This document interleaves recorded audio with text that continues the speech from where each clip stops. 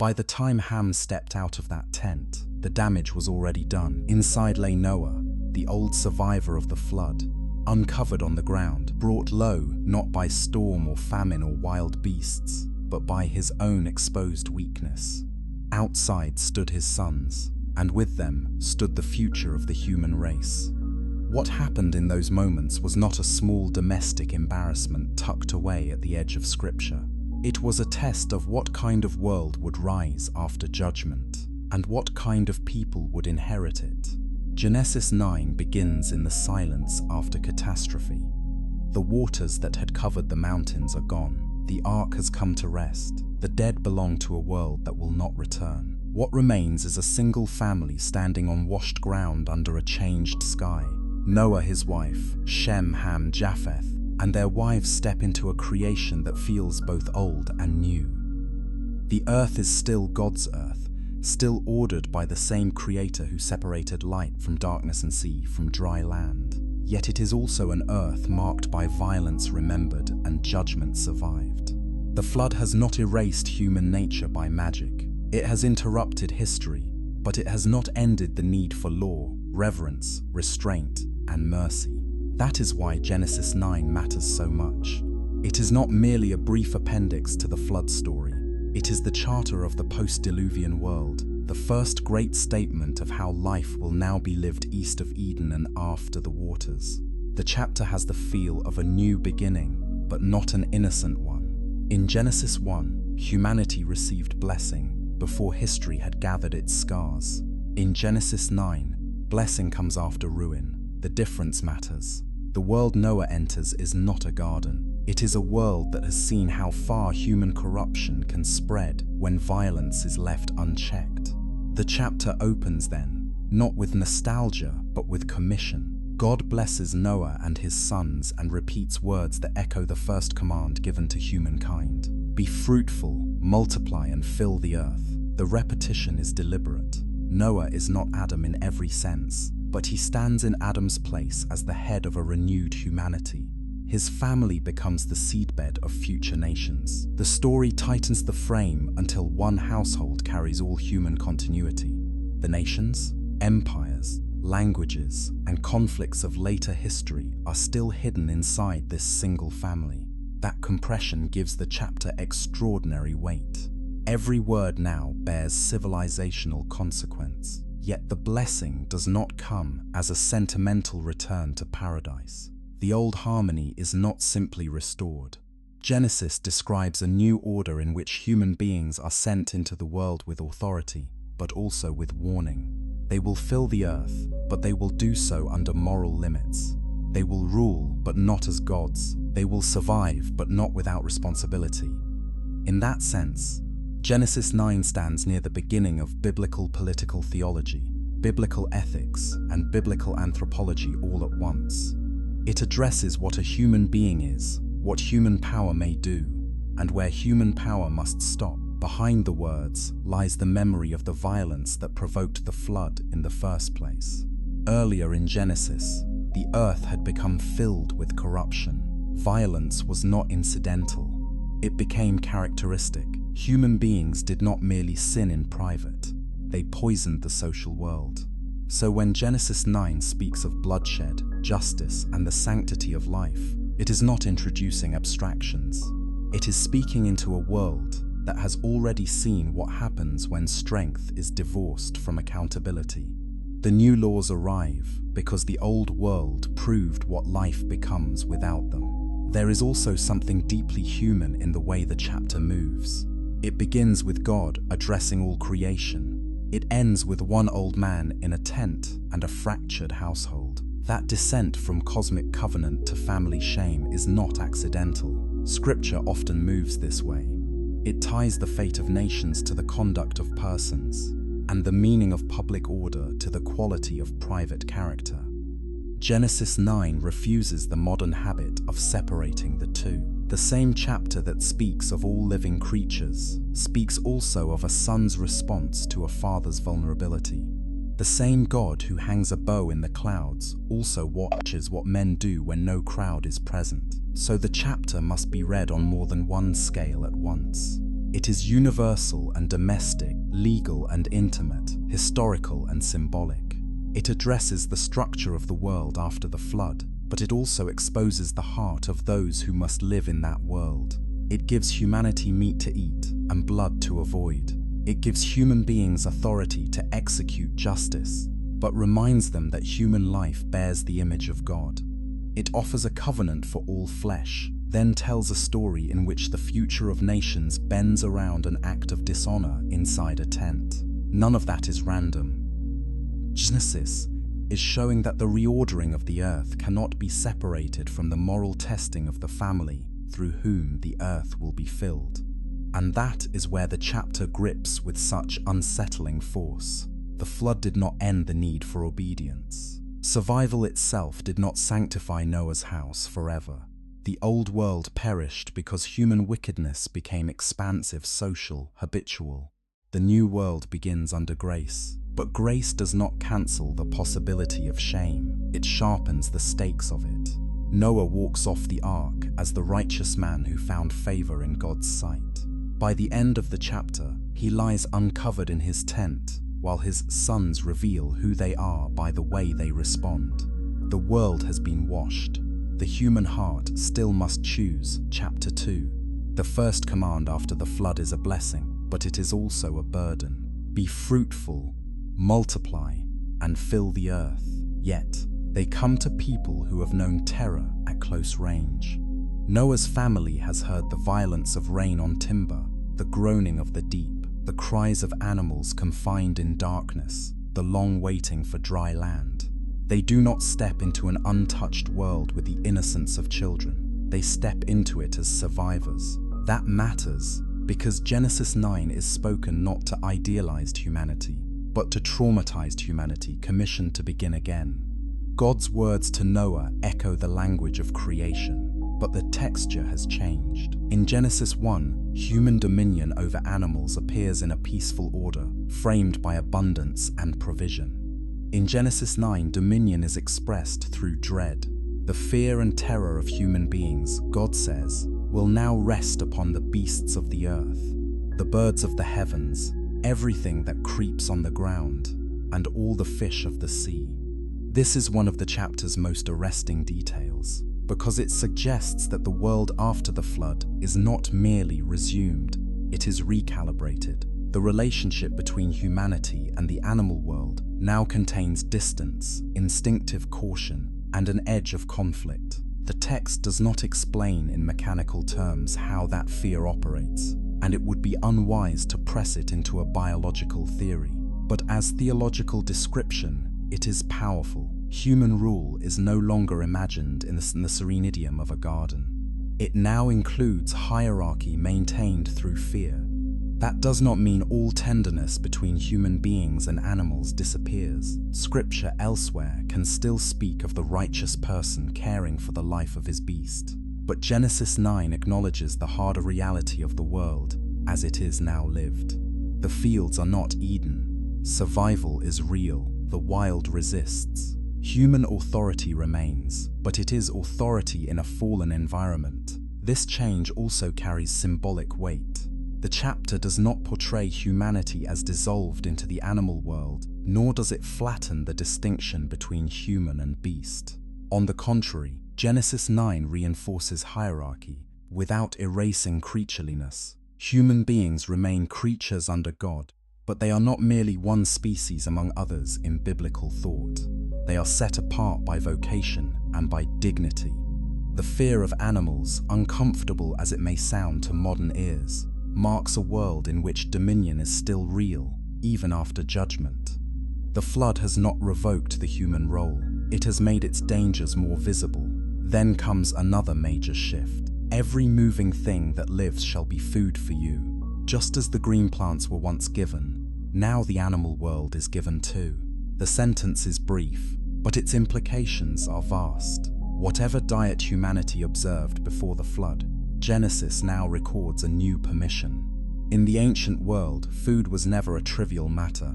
Diet was bound up with ecology, settlement patterns, ritual practice, scarcity, and identity. To grant meat is not merely to expand a menu. It is to authorize a way of living in a harsher world, where cultivation alone may not be enough, where animal life may sustain human life. Yet the permission comes with a boundary immediately attached. Humans may eat flesh, but not flesh with its life, that is its blood. The structure is important. Gift first, limit second. God grants, then governs. In biblical thought, freedom without limit is not liberty, but danger. The right to take animal life for food does not become the right to consume life, as though it were self-originating, self-owned, or spiritually trivial. Blood in Scripture is never merely fluid. It is the sign and bearer of life. Later laws in Leviticus will say as much explicitly. The life of the flesh is in the blood. This boundary would shape Israel's imagination for generations. Blood belonged in ritual settings to God. Blood marked sacrifice, purification, covenant, atonement. Even beyond Israel, many ancient peoples sensed that blood carried a mysterious vitality. But the biblical witness gives that intuition a disciplined theological frame. Life does not belong absolutely to the eater. Human need does not erase divine ownership.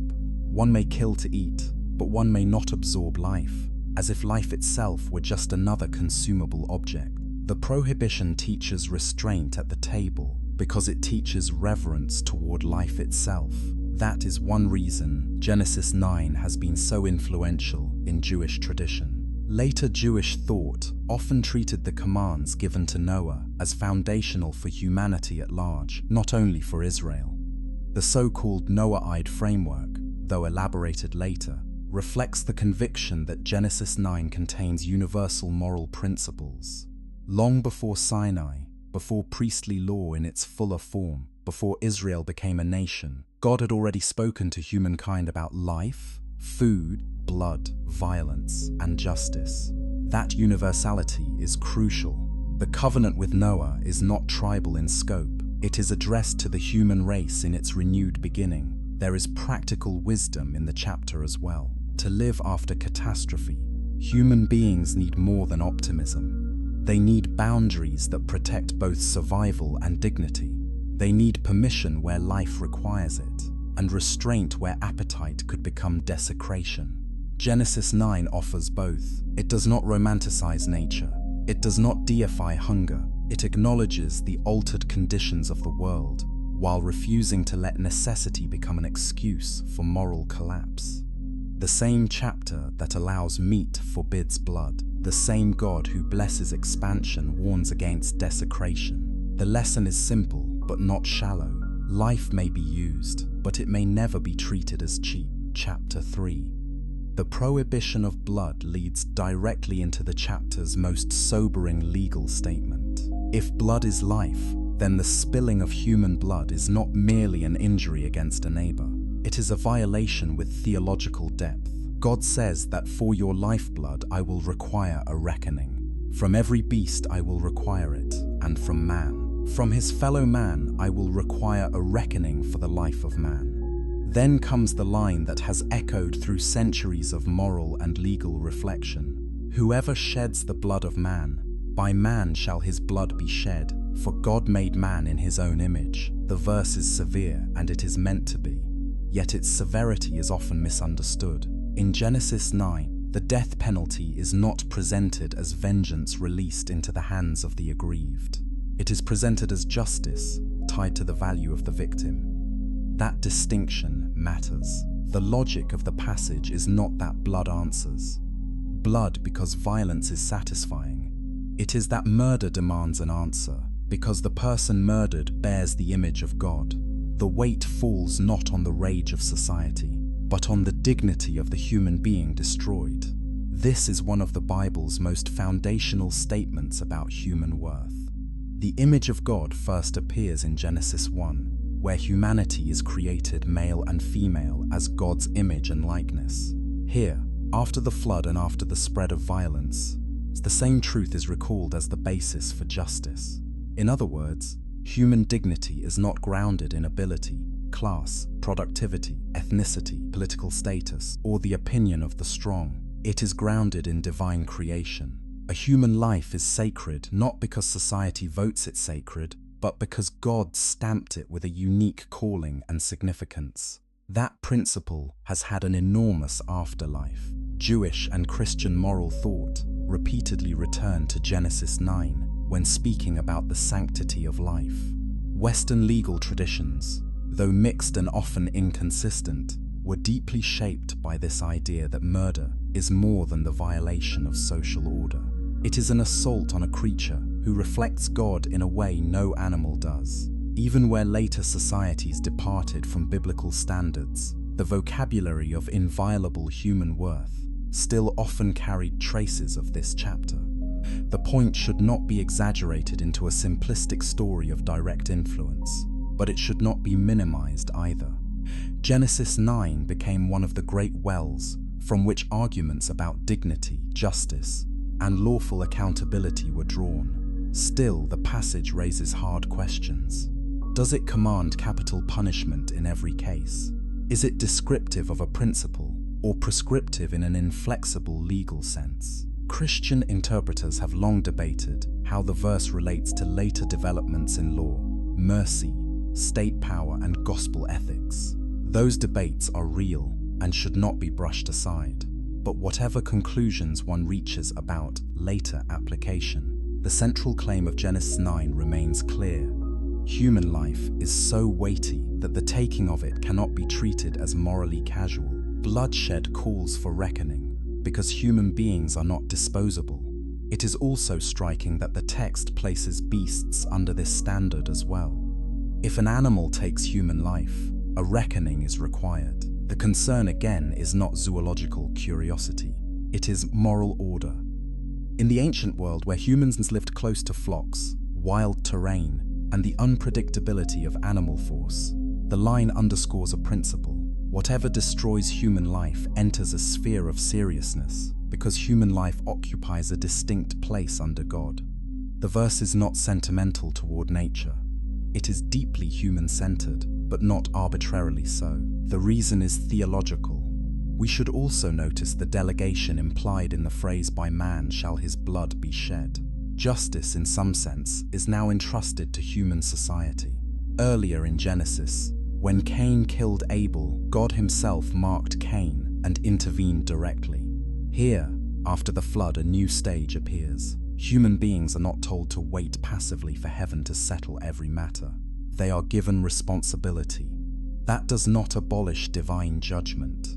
God still requires a reckoning, but he ordains that human communities must not remain indifferent to murder. Social order must now carry moral weight. In that sense, Genesis 9 helps explain why the Bible never imagines piety as private spirituality detached from public justice. A world full of worship but empty of accountability would still be a violent world.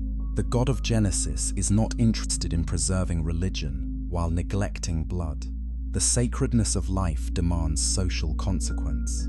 That conviction runs like a thread through the prophets, the law, and the wisdom tradition.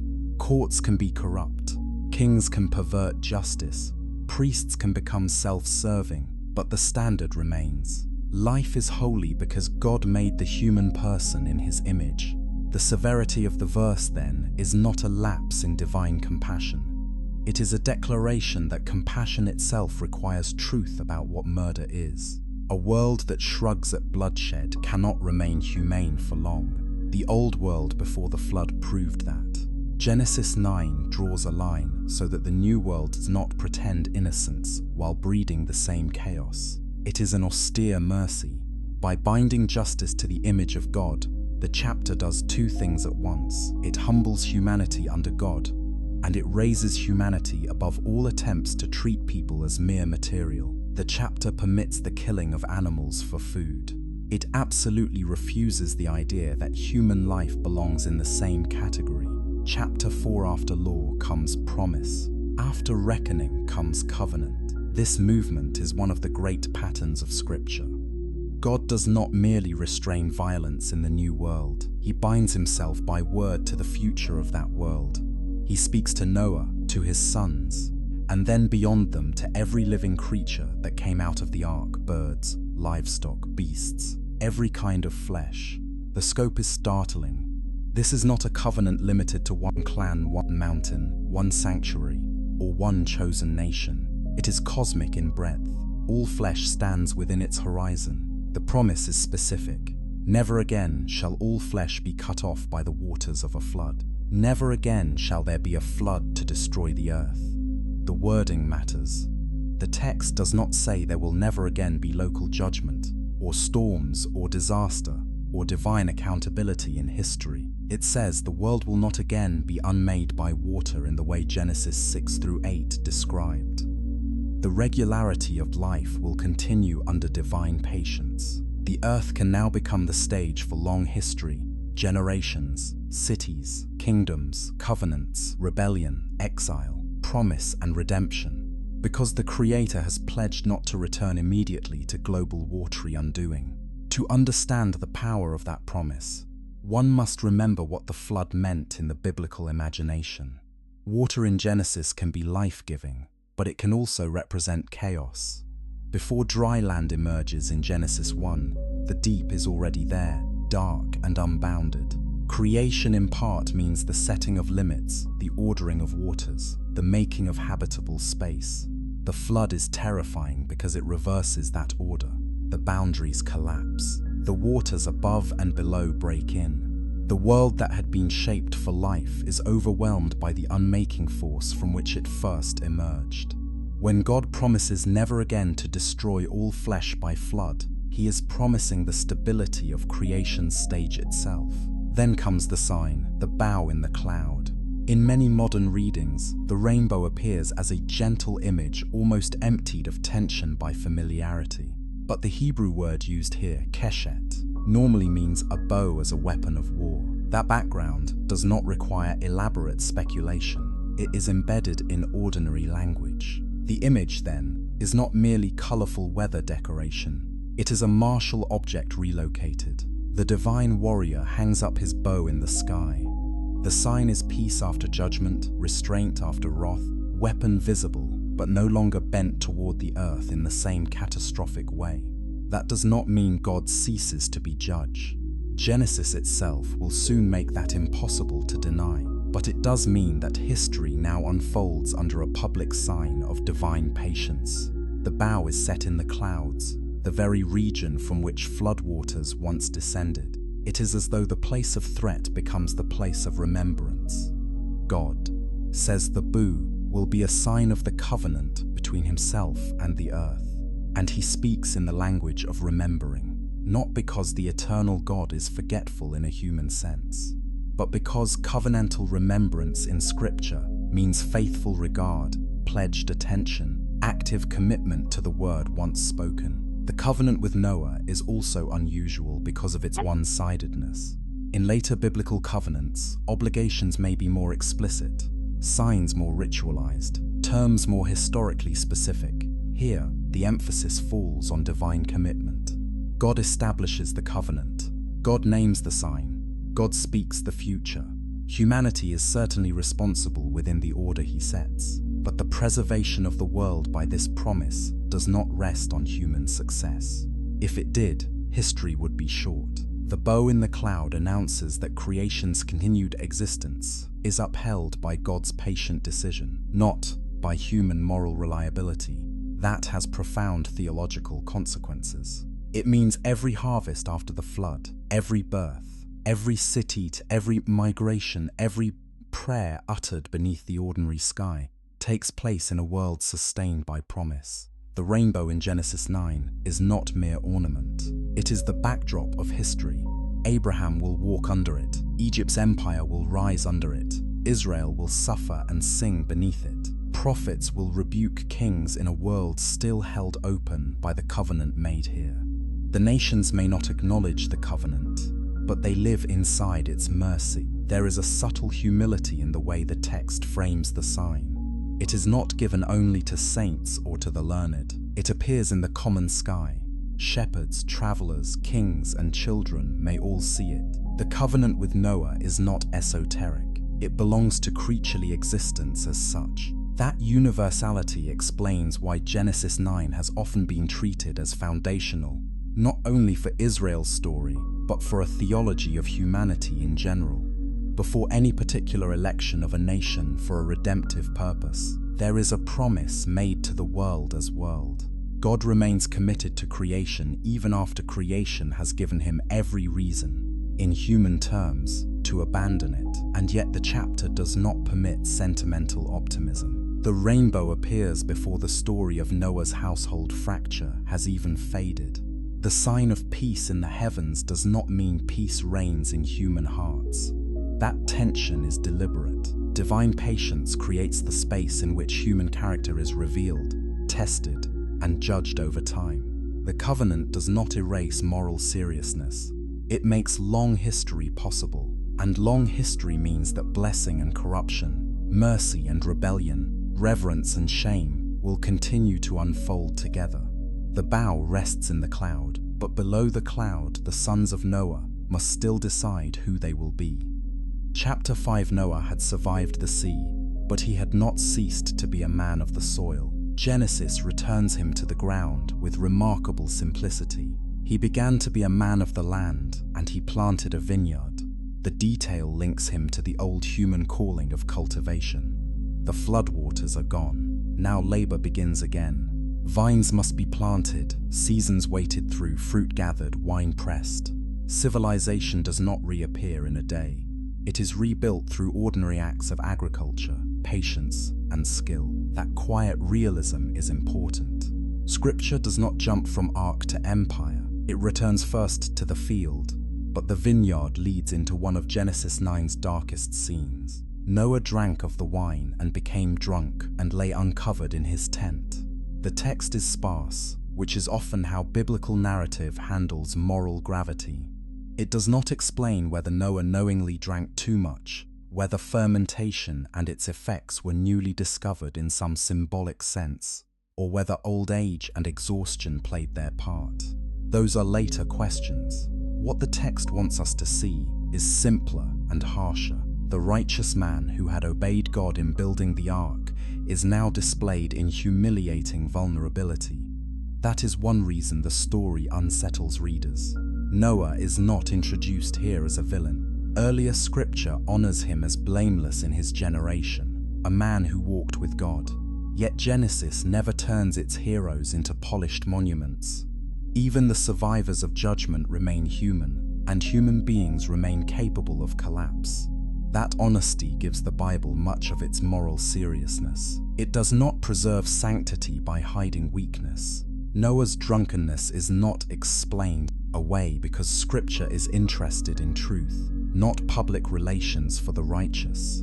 In the ancient Near Eastern world, nakedness carried meanings deeper than mere embarrassment. Exposure could signify shame, humiliation, defeat, or loss of status. In later biblical law and prophetic speech, uncovering nakedness also becomes a phrase associated with sexual violation or incestuous transgression. Because of that broader usage, interpreters through the centuries have asked whether Ham's offense involved more than simply seeing Noah unclothed. The text says Ham, the father of Canaan, saw the nakedness of his father and told his two brothers outside. The phrase itself is short enough to allow debate and charged enough to demand caution. Some interpreters read the scene in a straightforward way. Ham sees his father's shame and responds with disrespect, perhaps ridicule, perhaps delight in exposure, certainly without the reverence that filial duty required. In that reading, his sin lies not in accidental sight, but in what he does with it. He carries the dishonor outward, he spreads it, he turns vulnerability to spectacle. Shem and Japheth, by contrast, take a garment, walk backward, and cover their father without looking at him. Their response protects dignity, where Ham's response publicizes disgrace. Other interpreters, ancient and modern, have suspected something more severe. Rabbinic tradition preserved possibilities such as castration. Some later readers, observing the use of nakedness language elsewhere in the Torah, have suggested an act of sexual violation or an offense involving Noah's wife. Still others think Canaan himself may somehow have been involved, and that Ham's role was one of complicity or failure to restrain. The problem is that the text does not say enough to settle these theories with confidence. Responsible reading requires honesty here. There is real ambiguity, and speculation must not be dressed as certainty. Still, the ambiguity should not obscure the narrative point. Whatever precisely occurred, the event is grave enough to trigger prophetic speech affecting generations. Ham's action is not presented as a trivial breach of etiquette. It is an exposure of paternal shame that reveals something disordered in the moral response. In the biblical world, to honor father and mother is not merely private sentiment. It belongs to covenantal order, household stability, and the transmission of blessing. Noah's tent is not politically irrelevant space. It is the birthplace of nations. What happens there matters, because family order in Genesis is never only family order. Shem and Japheth act differently. Their backward walk with the garment has often been remembered because of its restraint. They do not pretend the shame is unreal. They deal with it, but they refuse to feed on it. They protect where they could exploit. That distinction is central to the ethics of the scene. Genesis 9 is not asking whether people will ever see weakness in those above them. They will. The question is what kind of people they become when they do. Do they guard dignity, or do they weaponize vulnerability? Do they cover shame with sober reverence, or do they turn it into a story to carry outside? That question gives the scene lasting force. The chapter has already spoken of blood, justice, dominion, and covenant. Now it asks what moral character looks like when power is absent and exposure is near. Noah is not ruling in this moment. He is helpless. The test falls not on his authority, but on his son's response to his weakness. That is why the incident belongs in the chapter. A world preserved by covenant still depends on the quality of ordinary moral choices. How people handle another's vulnerability may reveal as much about the future of that world as formal laws do. Chapter 6, when Noah awakes and learns what his youngest son had done to him, he speaks words that sound less like private anger and more like judgment reaching beyond the moment. Yet the first surprise is immediate. He curses not Ham, but Canaan. Cursed be Canaan, a servant of servants shall he be to his brothers. Then the blessings follow. Blessed be the Lord, the God of Shem. Let Canaan be his servant. May God enlarge Japheth, and let him dwell in the tents of Shem, and let Canaan be his servant. These lines are short, but their afterlife in biblical interpretation is vast. Why Canaan? The question has haunted readers for centuries. Some suggest that Canaan was named earlier in the verse about Ham, because he was especially implicated in the offense.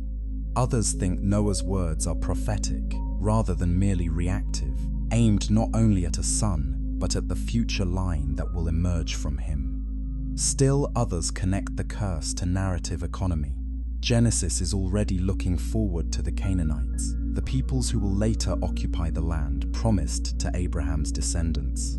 The text does not provide a neat explanatory note. It speaks in a style common to early Genesis, where family speech and historical destiny interlock. Whatever explanation one prefers, one misuse must be rejected without hesitation. The curse of Canaan does not justify racial slavery. That interpretation was a later corruption, imposed on the text for ideological ends. Genesis 9 does not curse all of Ham's descendants, and it does not assign servitude to any race in a universal sense. It names Canaan specifically. The biblical story later situates Canaan's descendants in a defined historical and territorial context, bound up with the land of Canaan and Israel's future encounter with it. To turn this passage into a charter for racial oppression is not only morally grotesque, it is textually false. The blessing of Shem likewise carries long historical resonance. Blessed be the Lord, the God of Shem. The wording is notable because the blessing falls not first on Shem himself, but on the Lord in relation to Shem. Later biblical history will move through Shem's line toward Abraham, and through Abraham toward Israel. That does not mean every Shemite people in later ethnographic imagination receives identical theological significance. Genesis is narratively selective, but it does mean the text is beginning to narrow the stream through which covenant history will move.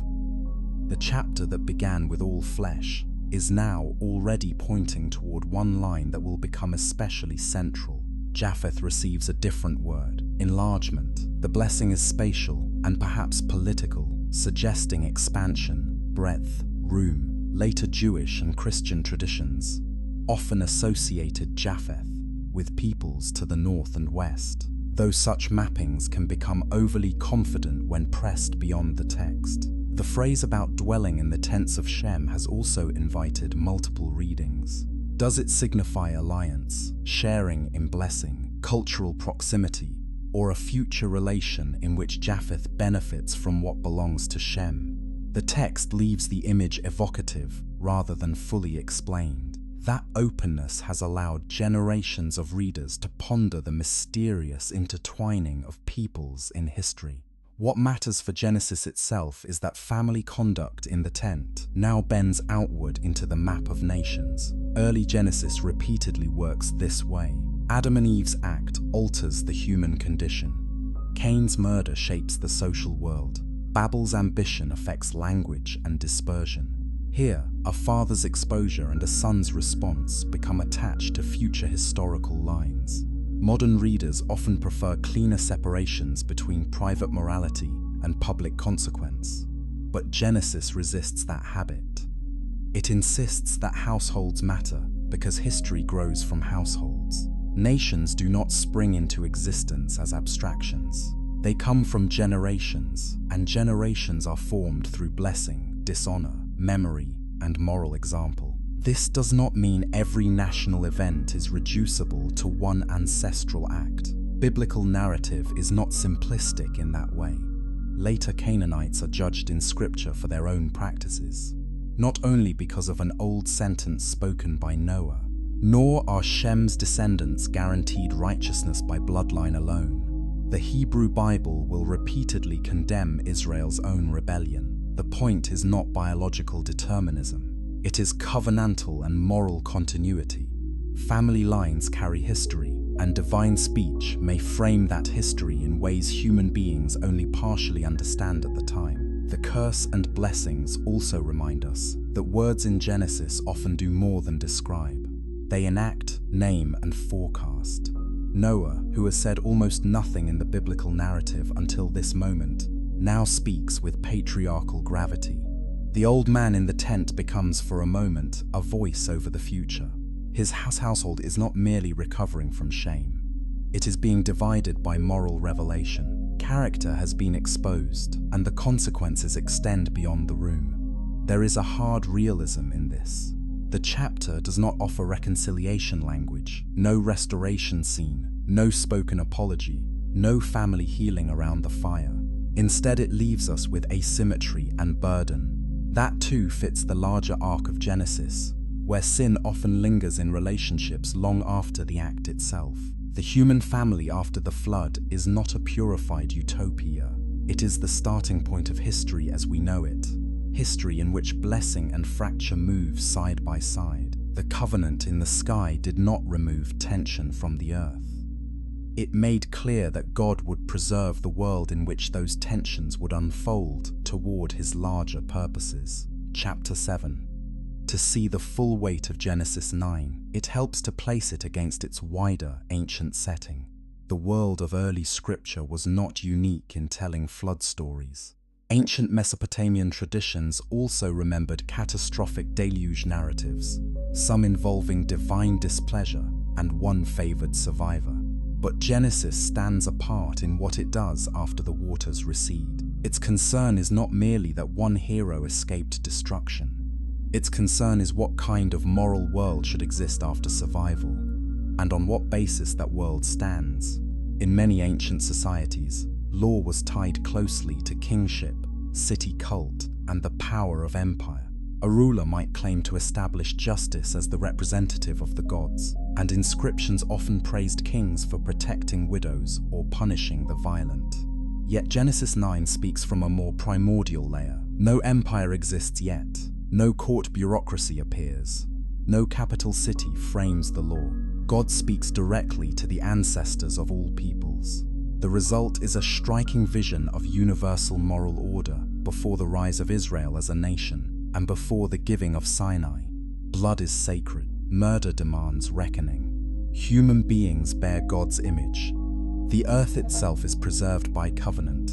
That universal frame is one reason the chapter remained important in later Jewish thought. It offered a basis for speaking about moral obligation beyond Israel. Not everything in the Torah is addressed equally to the nations, but Genesis 9 allowed Jewish interpreters to say that some commandments belong to humanity as humanity.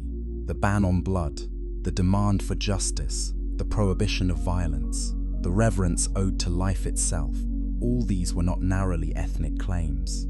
They arose from creation and survival, from divine rule over the human race as a whole. In that sense, Genesis 9 reaches beyond one religious community. It speaks to civilization. The chapter also shapes how the Bible views power. Human dominion is real, but it is never absolute. Human beings may eat animals, but not consume blood. Human society may punish murder, but only because the victim belongs to God as image bearer. Human families may found nations, but they remain accountable for the way they treat shame and weakness. That pattern matters. The Bible does not abolish authority. It limits and grounds it. Power is legitimate only when it remembers that life is received, not invented. This has implications for how we read the so-called primitive world of Genesis. It is easy for modern readers to imagine these early chapters as simple folklore or as a moral tale too distant from real social thought to carry serious reflection. But Genesis 9 is intellectually dense. It asks what distinguishes human beings from animals without denying creaturely continuity. It asks how violence is to be checked without worshipping vengeance. It asks how a world ruined by judgment can still be trusted as a place for future life. It asks what happens when covenantal peace in the heavens is matched by disorder in the family below. These are not childish questions. They are among the oldest and hardest questions any civilization can face. The chapter also sets the stage for what follows in Genesis. The descendants of Noah's sons will soon spread into lands, languages and peoples. The Table of Nations in Genesis 10 and the Tower of Babel in Genesis 11 continue the story of humanity after the flood. Then, in Genesis 12, the narrative narrows sharply to Abram. That movement from all nations to one man is essential to the Bible's structure. But the narrowing only makes sense if the universality came first. God calls Abram for the sake of a wider purpose in the world, and that wider world already stands under the covenant of Noah. Chronology in Genesis, another layer. According to the genealogies, Noah lives for 350 years after the flood, reaching a total of 950 years. On the internal timeline of Genesis, that means Noah's life stretches remarkably far into post-flood history. Traditional reckonings even noted that Noah's lifespan overlaps with the time of Abraham. Whether one reads those numbers with strict chronological confidence or with caution about ancient genealogical style, the narrative effect is striking. Noah is not only a survivor of the old world, he becomes a living bridge between worlds, a witness whose memory spans from the age before the flood into the generations that prepare for covenant history through Abraham. That image of Noah as witness matters. He is not merely a boat builder left behind in children's retellings. He is the bearer of memory, the man who knew what total judgment looked like, the planter of the first vineyard in the renewed earth, the father whose household already carried future division within it. His life testifies to both grace and warning. He knew that God saves, and he knew that saved people remain capable of shame. He saw the old world die, and he still had to learn that the new world would not heal itself by survival alone. So Genesis 9 stands as a hinge chapter. Behind it lies water, death, and the end of a corrupt age. Ahead lie nations, Babel, Abraham, covenant promise, and eventually Israel. But at the hinge itself stand a few non-negotiable truths. The world is preserved because God wills to preserve it. Human life is sacred because God made humanity in His image. Violence cannot be normalized without inviting judgment. Creaturely life may sustain human life, but blood belongs to God, and the moral future of the world will be revealed not only in public institutions, but in the hidden choices made inside households.